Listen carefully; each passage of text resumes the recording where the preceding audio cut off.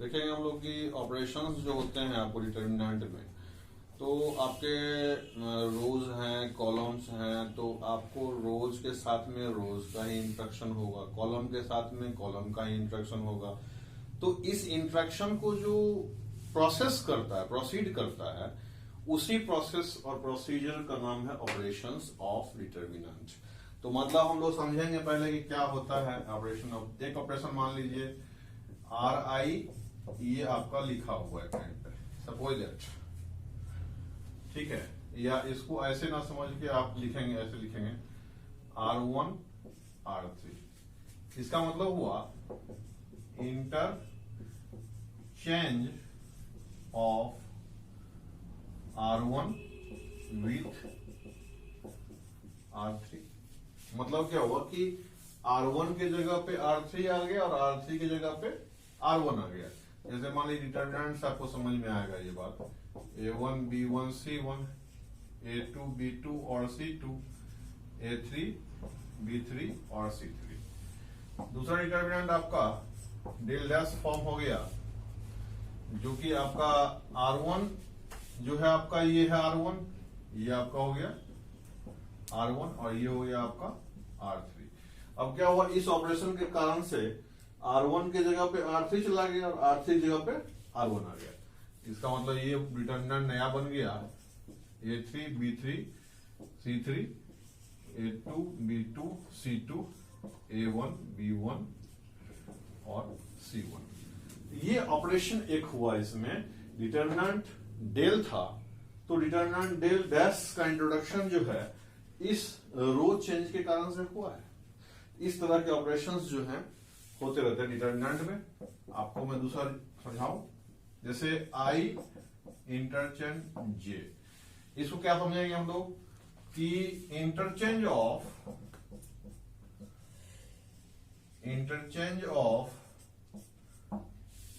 Column I with column J। जैसे मान लीजिए आपने ऐसा करके ले दिया, R1 की जगह पे R1 प्लस MR2, ठीक है कि नहीं। मान लेते हैं ये डेल आपका है, ये डेल डैश फॉर्म हो गया आपका, डेल डबल डैश फॉर्म ऐसे हो गया आपका। R1 में R2 को M से गुना करके जोड़ दिया आपने, तो ये कितना हो जाएगा A1 plus M A2 B1 plus M B2, यहां R2 दिया हुआ जी, यहां C1 प्लस M C2। अब बाकी जगह पे क्या होगा, एलिमेंट्स वही एलिमेंट होगा जो पहले से प्रेजेंट है, यानी कि A2, यहां B2, यहां C2, यहां A3 B3 और C3। अब देखिए डेल यहां पे ये दिया हुआ है A1 B1 C1 A2 B2 C2 A3 B3 C3 del. इससे हमने यहां पे ये ऑपरेशन इसको हमने करवा दिया। R1 के जगह पे क्या किया, R1 प्लस MR2 को प्लेस कर दिया। तो यहां पे M के साथ में R2 को गुना कर देंगे, उसको फिर R1 से जोड़ देंगे और जो एलिमेंट आएगा उसको यहां पे डाल देंगे। अब इसी तरह से मान लीजिए 4 नंबर आपने ऑपरेशन करना चाह, सपोज दैट कि C1 जो है MC1 प्लस NC2, यहां पे सपोज दैट डेल्टा डैश मान लिया था आपने, यहां पे दूसरा डेल्टा डैश मान लेंगे, डेल्टा डबल डैश मान लेते हैं, यहां डेल्टा ट्रिपल डैश मान लेते हैं। सभी नया नया डिटर्मिनेंट का इंट्रोड्यूस करवा रहे हैं हम लोग। यहां पे C1 जो है ऑलरेडी A1 है, इसमें C2 के साथ में N, इसमें M के साथ में गुना हुआ है, किसके साथ में M इंटू A1, N के साथ गुना हुआ है C1 का, N के साथ गुना हुआ है C2 का। अब प्लस यहां कितना हो जाएगा N A2। इसी तरह से M B1 plus N B2, M C1 plus N C2, और यहां पे A2 B2 C2 A3 B3 और C3, ये आपका कंटिन्यू रहेगा। इस ढंग से आपने देखा कि ऑपरेशंस में जो होते हैं, अब किस ऑपरेशन का क्या मतलब होता है, उससे क्या असर पड़ता है, ये सब हम लोग प्रॉपर्टीज में भी देखने वाले हैं। अभी आपने देखा कि ऑपरेशंस कैसे करते हैं। इस ऑपरेशन को मैंने बताया इसलिए कि आप इस चीज को आगाह हो जाए, पहले ही जान जाएं कि हमारे पास ऑपरेशंस जो होते हैं, उस ऑपरेशंस के बाद क्या फर्क पड़ता है उसके वैल्यूज पे, वो हमारा सबसे इंपॉर्टेंट टॉपिक है पूरे डिटर्मिनेंट में, प्रॉपर्टीज ऑफ डिटर्मिनेंट, जो हम लोग अभी तुरंत पढ़ेंगे।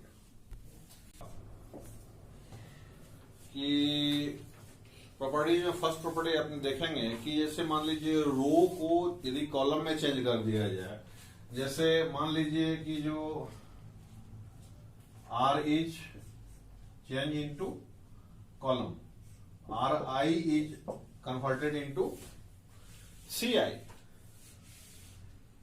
नो अल्टरेशन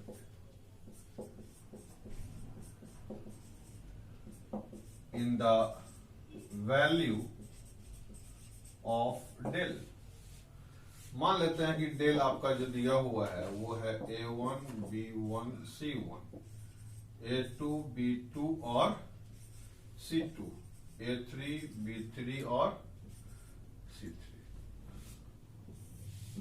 अब क्या किया आपने, रो ये हो गया R1, इसको C1 में कन्वर्ट कर दिया। ये आपका क्या है, I है, ये भी आपका I है, ठीक है कि नहीं। आल्सो डेल डैश जो है आपका यहां पे R फर्स्ट जो है कॉलम फर्स्ट बन जाएगा, R2 जो है कॉलम 2 बन जाएगा, R3 जो है कॉलम 3 बन जाएगा। ये देखिए R1 जो है सो इसमें क्या था A1, इसमें क्या था R1 A1 B1 C1, ये R1 जो है इसका C1 बन जाएगा, यहां पे हो जाएगा B1, यहां पे हो जाएगा C1। यहां R2 था आपका A2 B2 C2, इसका कॉलम बन जाएगा A2 B2 और C2। यहां कॉलम रो बना हुआ A3 B3 C3, तो यहां पे A3 B3, ये हो गया C3। अब इसका वैल्यू निकालेंगे हम, सारा शुरू से याद होगा आपको, A1 B2 C3 plus B1 C2 A3 plus C1 A2 B3 minus A3 B2 C1 minus B3 C2 A1 minus C3 A2 B1। इसका एक और टेक्निक है, आप लोग यदि इसको याद कर पाते हैं या उसको दिमाग में रख पाते हैं, याद करना तो कोई चीज ऐसा फॉर्मूला कोई बना ही नहीं मैथमेटिक्स में जिसको याद करने की जरूरत पड़े। यदि मैथमेटिक्स में कुछ याद करने की जरूरत पड़ रही है आपको, तो समझ लीजिएगा कि गलत तरीका आपने अपना लिया पढ़ने का। क्योंकि मैथमेटिक्स में प्रैक्टिस से चीजें याद होती हैं, याद करने से याद नहीं होगा, प्रैक्टिस करना पड़ेगा। क्वेश्चंस पे जब आप एप्लीकेशंस करेंगे, सारे थ्योरीज बता रहा हूं मैं आपको, जब क्वेश्चंस बनाएंगे, जब सारी थ्योरी समझ में भी आएगी और याद भी हो जाएगा अपने आप। यार ये टेक्निक बताने जा रहा हूं मैं आपको, काफी खास टेक्निक है सीक्वेंस का ज्ञान। A1 B2 C3, यहां 1 2 3 लगा हुआ है। अब जो है सो एक स्लाइड करवा दीजिए B को। अभी यहां A से काउंटिंग शुरू किए थे हम लोग, A B C है ना, अब क्या हो जाएगा B C A हो जाएगा, लेकिन काउंटिंग वही रहेगा 1 2 3, A1 B2 C3। अब अगला क्या हो जाएगा कि इसका कैरेक्टर जो है, लेटर जो है A B C जो है ना, साइक्लिक ऑर्डर में चलना शुरू कर देगा। ये साइक्लिक ऑर्डर में चलता रहेगा A B C। देखिए आपको याद में करवाने का प्रयास कर रहा हूं, आपको याद होता है कि नहीं। ये A B C जो है आपका साइक्लिक ऑर्डर में चल रहा है। देखिए यहाँ पे A1 B2 C3, A1 2 3 सब में कांस्टेंट वही चलता रहेगा, 1 2 3 ही रहेगा, लेकिन सिर्फ साइक्लिक ऑर्डर में चेंज क्या हो रहा है, A B C A B C, इसके बाद नेक्स्ट टर्म में B C A, उसके नेक्स्ट टर्म में C A B मिल रहा है आपको। अब देखिए इसमें यहां से A शुरू किए थे तो A B C यहां भी शुरू होगा, लेकिन इसका पैटर्न रिवर्स हो जाएगा। ऑर्डर जो आपका सीक्वेंस का था 1 2 3 था ना, इसमें भी 1 2 3 1 2 3। अब क्या हो जाएगा, उसको माइनस लगाने के साथ में उसका ऑर्डर भी रिवर्स कर देंगे, यानी माइनस लगा करके 3 2 1 हो गया, माइनस लगा करके 3 2 1 हो गया, माइनस लगा 3 2 1 हो गया। अब इसमें जो है आपका साइक्लिक ऑर्डर के हिसाब से चलना शुरू करेगा। पहले A3 B2 C1 देखिए आ रहा है, दूसरा में हो जाएगा B3 C2 A1 आ जाएगा, तीसरा में क्या हो जाएगा C3 A1 A2 B1 आपको आ गया ऑटोमेटिक।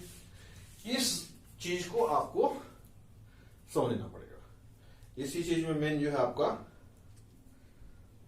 फॉर्मुलेशन सारा कुछ है। दूसरा, इसमें ऑर्डर निकालना है हमको, इसका वैल्यू निकालिए। कैसे निकालेंगे? A1 B2 C3 मिल गया आपको, A1 B2 C3, A1 B2 C3। इसके बाद plus A2 B3 C1 plus A3, इसके बाद यहां पे क्या आएगा? B1 A3 B1, यहां 1 2 3 हुआ, यहां 2 3 1 हुआ, यहां 3 1 2 हो जाएगा। देखिए यहां सेकंड ऑर्डर चेंज हो गया। माइनस इधर से चलेंगे हम लोग, C1 B2 A3 minus C2 B3 A1 minus क्या करेंगे? ये देखिए C1 2 हो गया, अब यहां पे C3 होने वाला है, B2 B3 हो गया, अब यहां B1 होने वाला है, A3 A2 हो गया, अब यहां पे A2 होने वाला है। क्लियर है जी? देख लीजिए। अब देखिए इसमें कोई फर्क है क्या? देखते हैं, हम लोग मिलाते हैं। प्लस में A1 B2 C3 यहां पे आपको आ गया, प्लस में क्या आ गया? A1 B2 C3, यहां प्लस में A1 B2 3C आ गया, यानी कि B1 C2 A3 A3 B1 C2 यहां पे मैच कर गया, ये भी पॉजिटिव ये भी पॉजिटिव। यहां देखिए C1 A2 B3 C1 A2 B3 यहां भी पॉजिटिव और यहां भी पॉजिटिव। क्लियर समझ में आ रहा है? देखिए A3 B2 C1 A3 B2 C1 ये भी निगेटिव में तो ये भी निगेटिव में। यहां देखिए C2 B3 A1 C2 B3 A1 ये भी निगेटिव में ये भी निगेटिव में। C3 A2 B1 C3 A2 B1 ये भी निगेटिव में ये भी निगेटिव में। सारे टर्म जितने पॉजिटिव में उस साइड में है उस साइड में भी है, और सारे टर्म जितने निगेटिव में इस साइड में है उस साइड भी है। इसका मतलब क्या देखा अभी आपने? डेल बराबर डेल डैश हो गया। That is if we change row into column, corresponding column, then the value of the determinant is unaltered. This is the first law of determinant. जैसे प्रॉपर्टी 2 में देखेंगे आप, यहां पे द साइन ऑफ डेल मतलब determinant का sign जो होता है वो आपको चेंज हो जाता है जबकि आपने रो को एक दूसरे से इंटरचेंज कर दिया या फिर कॉलम को ही आपस में इंटरचेंज कर दिया। जैसे आपने देखा कि रो को कॉलम में करस्पॉन्डिंग कॉलम में चेंज करने से कोई साइन चेंज कोई वैल्यू चेंज नहीं होता है, लेकिन यदि दो रो का आपस में इंटरचेंजिंग हो जाए या फिर दो कॉलम का आपस में इंटरचेंजिंग हो जाए तो उस केस में उसका साइन क्या हो जाता है? चेंज हो जाता है, वैल्यू रिमेन्स द सेम। अब चेक करेंगे हम लोग, यहां डेल दिया हुआ है आपको इतना, इसका वैल्यू हम निकाल दिए सारा रूल से इतना। अब डेल डैश निकालते हैं। डेल डैश में क्या करते हैं? पहले R1 को R3 से शिफ्ट करवा देते हैं। R1 जो है अब क्या हो जाएगा? A3 B3 C3 A2 B2 C2 A1 B1 C1। इसमें जो है वैल्यू जो आपका आएगा क्या आ जाएगा? A3 B2 C1 plus B3 C2 A1 आ जाएगा प्लस इसमें C3 पहले ही आ गया। C3 जब आएगा तो यहां डालेंगे तो क्या आएगा? इसको उठा के डालेंगे यहां पे C3 के बाद ये आपका जो है सो A2 आएगा और B1 आएगा। सही है। माइनस में देखते इधर से चलेंगे A1 B2 C3 माइनस ये आपका हो गया B1 C2 B1 C2 A3 minus ABC BCA और CAB होगा 1 2 3 1 2 3 ये भी 1 2 3। अब देखिए यहां पे A1 B2 C3 A1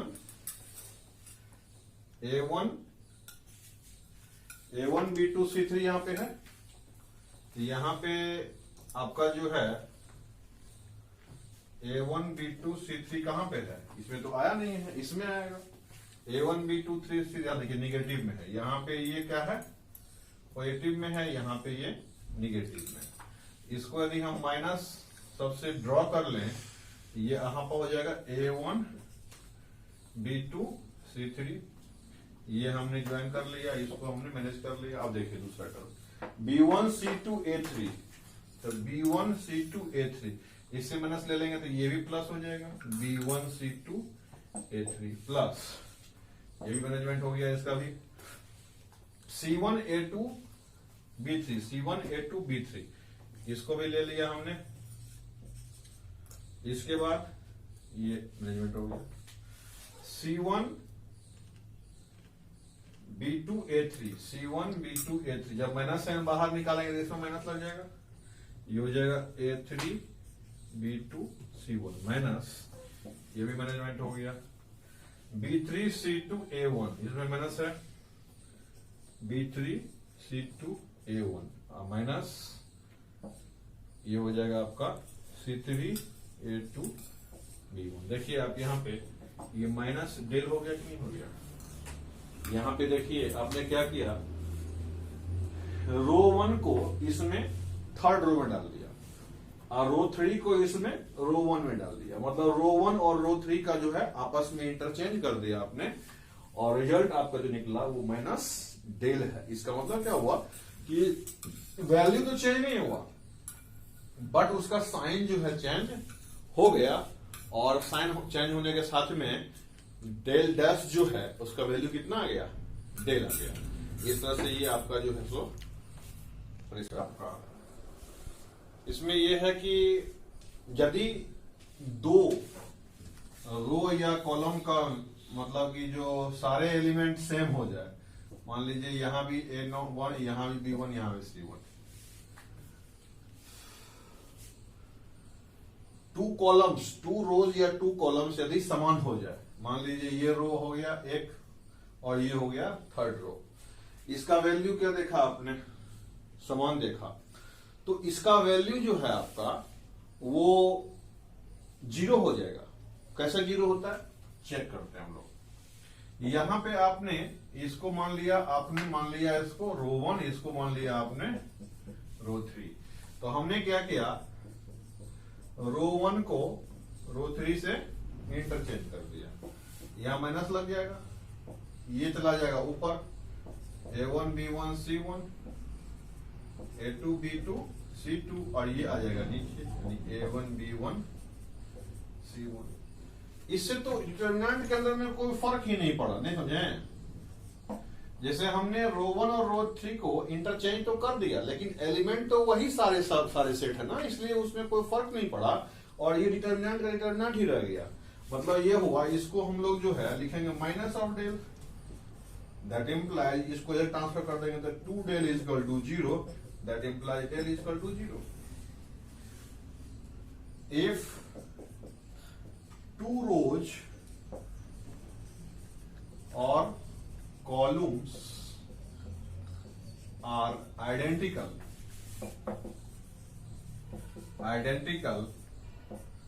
del is equal to 0, ये आपका जो है इसका कंडीशन। जैसे आप देखेंगे यदि मान लीजिए कॉमन फैक्टर कोई है, सपोज दैट कि R1 में हमने अभी लिया हुआ है कि common factor can be taken out of a row और ए कॉलम। जैसे मतलब कहने का ये हुआ कि सपोज दैट डेल आपका दिया हुआ है इतना, ये तो आप शुरू से स्टडी कर रहे हैं, सपोज दैट कि R1 में जो है m कोई फैक्टर है, तो हम लोग क्या करेंगे यहां पे जब इसको एक्सपेंड करेंगे, सपोज दैट कि R1 के अलॉन्ग ही एक्सपेंड कर देते थे, m इंटू A1, इसमें क्या हो जाएगा B2 C3 minus B3 C2 minus m B1 हो जाएगा। इसमें आपका जो है सपोज दैट कि A2 C3 minus A3 C2 plus यहां M C1 है, यहां A2 B3 minus A3 B2 A3 B2 हो गया। अब इस सारे से हम क्या करेंगे, m कॉमन कर लेते हैं, तो बाकी जो हमको बचेगा यहाँ पे वो m सारा कॉमन कर लेंगे तो जो वैल्यू आएगा वो इसी का वैल्यू रहेगा ना। इस तरह से क्या हो गया आपका m इंटू डेल हो गया। मतलब कहने का ये हुआ कि यदि m कोई फैक्टर हो और रो 1 के सारे एलिमेंट के साथ में एसोसिएटेड हो तो उसको हम डिटर्मिनेंट के ऑपरेटर से साइन ऑफ ऑपरेटर जो है उसको बाहर निकाल करके हम उसका कर सकते हैं। ठीक है कि नहीं? ओके। नेक्स्ट प्रॉपर्टी देखेंगे हम लोग कि मान लीजिए इफ ए रो और a column be the sum of two elements.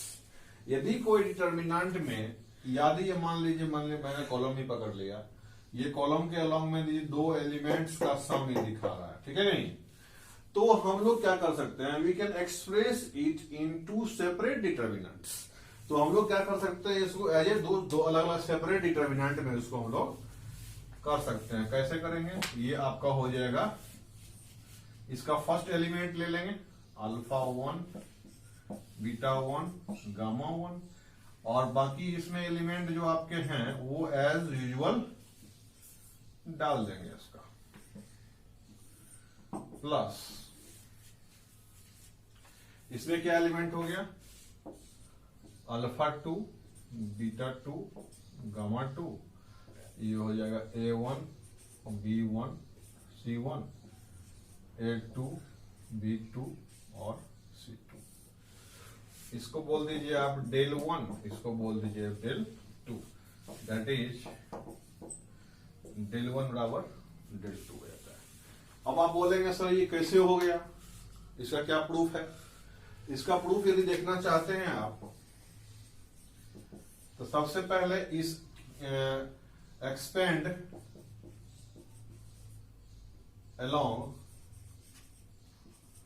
C1, मतलब जिसमें आपने देखा उसी के अलोंग इसको क्या करेंगे आप लोग ब्रेक कर देंगे। ये alpha 1 plus alpha 2, alpha 1 plus alpha 2, इसके साथ में क्या कर लेंगे हम लोग B1 B2 C1 C2 minus beta 1 plus beta 2 के साथ में क्या हो जाएगा, ये आपका A1 A2 और C1 C2 plus gamma 1 plus gamma 2 हो जाएगा। यहाँ पे क्या हो जाएगा आपका A1 B1 A2 B2, ये आपका आ गया। अब देखिए इसमें इसको आप अल्फा 1 के साथ में यदि लिखेंगे, जैसे अल्फा 1 इसमें लिखा आपने B1 B2 C1 C2, इसका मान लीजिए अल्फा 1 ले लिया, इसका बीटा 1 ले लीजिए आप, ये आपका हो जाएगा A1 A2 C1 C2 plus इसका गामा 1 ले लीजिए आप, ये कितना हो जाएगा A1 A2 B1 B2। ये पूरा का पूरा आपने जो है एक फर्स्ट एलिमेंट सबसे ले लिया, ठीक है। इसी तरह से यहां पे सेकेंड एलिमेंट सबसे ले लीजिए, alpha 2 B1 B2 C1 C2 minus beta 2 ले लीजिए, इसमें ये हो जाएगा A1 A2 C1 C2 plus gamma 2 ले लीजिए इसमें आप, ये कितना हो जाएगा A1 A2, ये आपका जो है सो बीटा लेंगे तो A1 A2 और गामा भी लेंगे तो A1 A2 C1 B1 B2 B1 B2, ठीक है। अब देखिए ये जो है आपका ये इसके बराबर है कि नहीं है, अल्फा 1 बीटा 1 और गामा 1, इसको जो है इसके बराबर लिख सकते हैं हम लोग, और इसको जो है इसमें देखिए अल्फा 2 बीटा 2 गामा 2, इसको यदि आप C1 के लॉन्ग तोड़िएगा तो यही मिलेगा आपको। इसको यदि आप C1 यदि कॉलम फर्स्ट के लॉन्ग तोड़ेंगे तो यही मिलेगा आपको। इसलिए ये क्या हो जाएगा यहाँ पे डेल 1 प्लस डेल 2, यानी कि डेल 1 जो है आपका डेल 1 प्लस डेल 2 जो है डेल के बराबर यहाँ पे मिल गया आपको। This is the proof for this law. देखा कि जो इसमें ये काफी इंपॉर्टेंट प्रॉपर्टी आपका है और डिटर्मिनेंट में इसका काफी इस्तेमाल होता है, इसलिए गौर से इसको समझेंगे और इसमें कोई प्रॉब्लम नहीं होना चाहिए आपको। ये जो है सो काफी मास्टर फॉर्मूला है, सेटअप है ये। मान लीजिए कोई डिटर्मिनेंट है A1 B1 C1 A2 B2 C2 A3 B3 C3 और हमने क्या किया है कि सेकंड कॉलम से m को गुना करके फर्स्ट कॉलम में जोड़ दिया उसको, तो यहां हो जाएगा A1 B1 C1 plus m into A2 B2 और C2। तो अब हमको देखना क्या है कि डिटर्मिनेंट में क्या फर्क पड़ गया, यानी डेल डैश जो वैल्यू होगा उसका वैल्यू डेल के रेस्पेक्ट में क्या फर्क पड़ता है उस। तो हम लोग डेल डैश को लिखेंगे, वी हैव डेल डैश जो आपका है ये दो एलिमेंट का सम दिया हुआ है, उसको क्या करेंगे हम लोग अलग अलग डिटर्मिनेंट में एक्सप्रेस कर देंगे। A1 B1 C1 A2 B2 C2 A3 B3 C3 plus यहां ये एलिमेंट हो जाएगा M A2 M B2 M C2, ये हो जाएगा फिर A2 B2 C2 A3 B3 C3। अब ये तो मेरा डेल हो गया, कोई समस्या नहीं है, डेल के बराबर में दिखा रहा है। इसमें क्या करते हैं हम लोग कि आपका एक फर्स्ट कॉलम में सारे एलिमेंट को m कॉमन टर्म है उसको बाहर निकाल सकते हैं हम लोग, ऐसा हमने नियम पढ़ा हुआ है। अब बचा क्या है इसमें A2 B2 C2 A2 B2 C2 A3 B3 और C3। अब आप देख सकते हैं कि ये कॉलम जो है और ये कॉलम जो है क्या हो जाएगा, आइडेंटिकल हो जाएगा। जैसे ही आइडेंटिकल होगा तो ये क्या हो जाएगा, डेल प्लस m इंटू 0 हो जाएगा, यानी इसका वैल्यू क्या हो जाएगा, डेल ही हो जाएगा। और इसका मतलब हुआ कि किसी भी कॉलम में या किसी रो में कोई भी एक्सप्रेशन या किसी भी नंबर को यदि गुना करके हम किसी पर्टिकुलर रो या कॉलम में जोड़ देते हैं उसे डिटरमिनेंट या वैल्यू चेंज नहीं होता है। हाँ, लेकिन जिसमें हम जोड़ रहे थे, मान लीजिए C1 में जोड़ रहे हैं, अल्ट्रेशन किसका हो रहा है, C1 का हो रहा है। अब C1 में कुछ हम छेड़खानी कर दिए होंगे तब फिर उसमें फर्क पड़ जाएगा। जिसमें जिसके पोजीशन पे आप काम कर रहे हैं या फिर ऑपरेशन कर रहे हैं उसके साथ में कोई छेड़खानी नहीं होनी चाहिए। यहां C1 as it is present है, यदि इसको हम m से गुना कर देते, मान लीजिए कि हम n से गुना कर देंगे, तब हमको क्या करना पड़ेगा, डिटर्मिनेंट को n से डिवाइड करना पड़ेगा। बात समझ में आ रहा है। नेक्स्ट टॉपिक में बताते हैं आपको कि मान लीजिए डिटर्मिनेंट दिया हुआ हमको ये वाला है, इसमें क्या किया हमने, C1 में हमको जो है सो ऑपरेशन करना है, सपोज दैट उसको n से गुना कर दिया हमने और m से गुना कर दिया किसी दूसरे कॉलम को, C2 गुना कर दिया, इसमें हमने उसको जोड़ दिया। तो इस ढंग से C1 क्या हो जाएगा, NA1, n के साथ में C1 गुना किए हैं, इसका गुना किसके साथ में किए हैं, N1 के साथ में गुना किए हैं। इसको गुना किए m के साथ में, इसको कर दिए हैं m के साथ में, तो NA1 प्लस MA2 हो जाएगा, NB1 प्लस MB1 B2 हो जाएगा, ऐसे करके।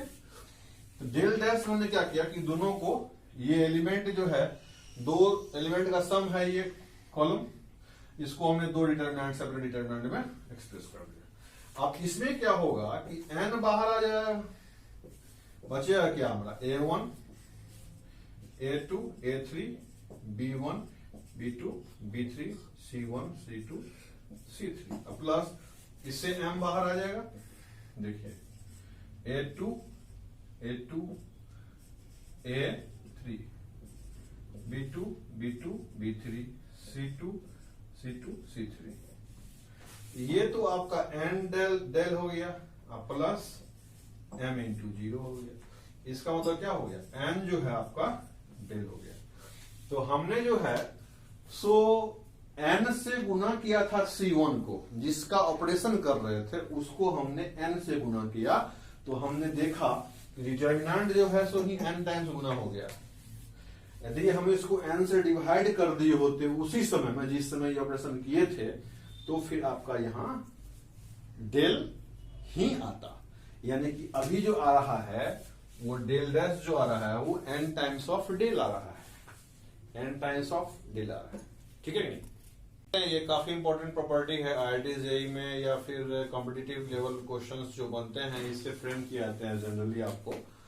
तो इसमें जो है सर कि मीन ऑपरेटर अप्लाई करने की बात होती है। मान लीजिए कि कोई डिटर्मिनेंट दिया हुआ है डेल आपका, इसमें f1x, f2x और f3x जो है आपका ये फंक्शनल एलिमेंट हैं और ये सारे मान लेते हैं कांस्टेंट एलिमेंट। सब हो जाए, इसमें भी फंक्शनल एलिमेंट हो सकते हैं, ऐसा नहीं करना है मतलब। लेकिन अभी जनरली हम लोगों को जो एक्सप्रेशन दिया जाता है कंपटीशन में, आईआईटी में या फिर इंट्रेंस एग्जामिनेशन जो भी हो रहा है बोर्ड लेवल का या फिर और सब कमीशन में, तो एक ही लाइन में चाहे वो रो में चाहे वो कॉलम में आपको फंक्शनल आइटम्स डाल देंगे और आपको बोलेगा इसमें सिग्मा लगाना है। मान लेते हैं सिग्मा मतलब लगाना है डेल, तो ये आपका जो है सिग्मा ऑपरेटर यहां पे लग जाएगा आपका sigma f1x sigma f2x sigma f3x upon यहां alpha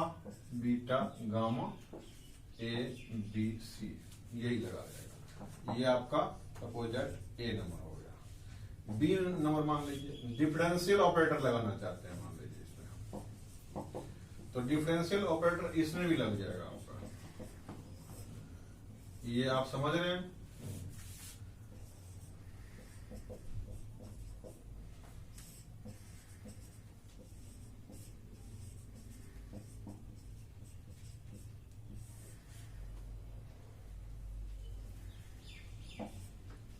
alpha beta gamma A B C. कोई बोलेगा कि सर हमको इंटीग्रल ऑपरेटर लगाना है, इंटीग्रेशन करना है एफ एक्स का डेल एक्स का डेल डी एक्स का। मान लीजिए हमको x1 से x2 तक करना है, तो ये सारे पर लग जाएगा ना, इस पे भी लग जाएगा। डेल जो है आपका x1 से x2 तक ये भी इंटीग्रेट हो जाएगा, ये भी इंटीग्रेट हो जाएगा। बात समझ में आ रही है? ये भी इंटीग्रेट हो जाएगा। क्वेश्चन बनाएंगे आप, ये सब बातें आपको आसान लगेगी।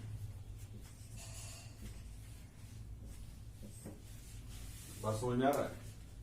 जैसे मतलब डेल दिया हुआ है f1 f2 f3, ये आपका हो गया वेरिएबल आइटम्स या टर्म्स या एलिमेंट्स जो भी बोलेंगे आप। इस पे जो भी ऑपरेटर लगेगा, यहां सिग्मा ऑपरेटर लग जाएगा तो इसके उसी रो में या उसी कॉलम में जो है वो ऑपरेटर हर एक एलिमेंट पे लागू हो जाएगा। यदि इस पे आप एप्लीकेबल हो भी जाता है तो कोई फायदा नहीं, एक्स का वेरिएशन तो कुछ है ही नहीं उसमें। इसमें डिफरेंशिएट करेंगे तो ये सारा एलिमेंट ही जीरो हो जाएगा, तो वो डिटर्मिनेंट तो गायब हो जाएगा, फिर जीरो हो जाएगा वैल्यू उसका। किसी डिटर्मिनेंट में किसी रो या कॉलम के अलावा सारे वैल्यू जीरो हो जाए, एलिमेंट जीरो हो जाए, उसका वैल्यू क्या हो जाएगा? जीरो हो जाएगा। इसी तरह से यहां हम लोग इंटीग्रेट कर दिए, तो इस ढंग से आपका ये सारा प्रॉपर्टी